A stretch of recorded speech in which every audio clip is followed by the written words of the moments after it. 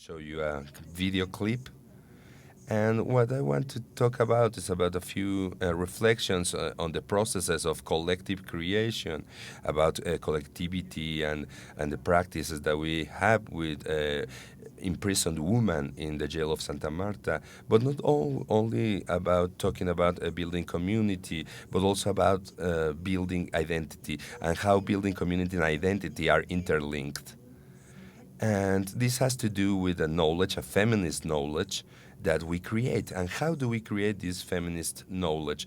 We do it interweaving experiences, undoing the jail, because the jail does creates the woman in the same way that gender creates women, and it creates us, but we have to uncreate it or change it or shift it through different process and through different practices, contextual practices, including practices through many different pedagogies and through many different pedagogies, and as you said, actually, pedagogies that have to do also with what is unexpected and also with failure.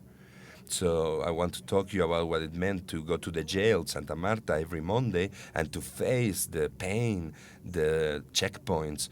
Even though we are professors from the university and we've been working there for 8 years, we always check too. So we are trying to build communities and knowledges and within the group. And together with the group, I mean, we don't want to give those knowledge to the group, but to build them together with the group in a participative way, in resistance, and taking into account the affections and embodying these experiences.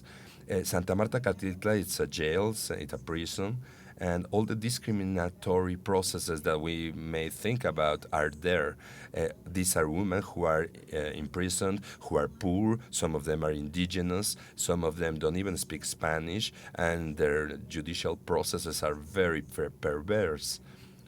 Many times, in a large percentage of their cases, they were not the responsible parties, or they were just related. In jail, many forms of human life are eliminated, Julian says. And she also says that the jail is not what marks the beginning of social injustice on this woman, but rather, jail is the place where all of these processes fall upon this woman and make their situation even worse.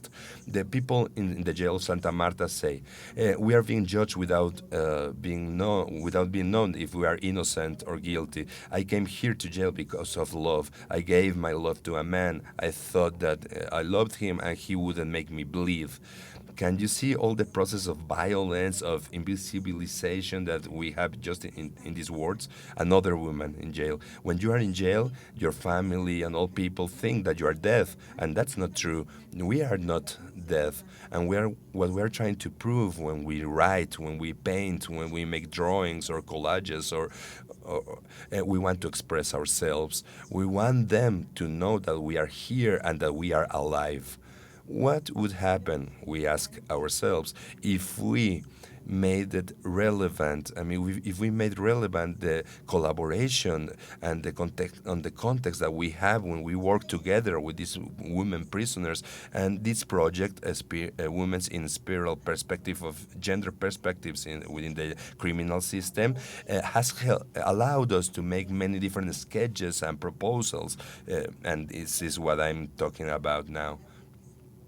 The people who take part in the community in this jail, Santa Marta Acatitla, to be part of this community is a form of identity, but also a form of affiliation, and we also create a special space there. Some of the women who are there in jail, no, some women say that in the activity and the communities of learning, the place where we want to do our activities, we can have projects that transform reality, that transform the society and also culture within a space that is enclosed by walls, of course, but also by the people who are outside without walls, the other women.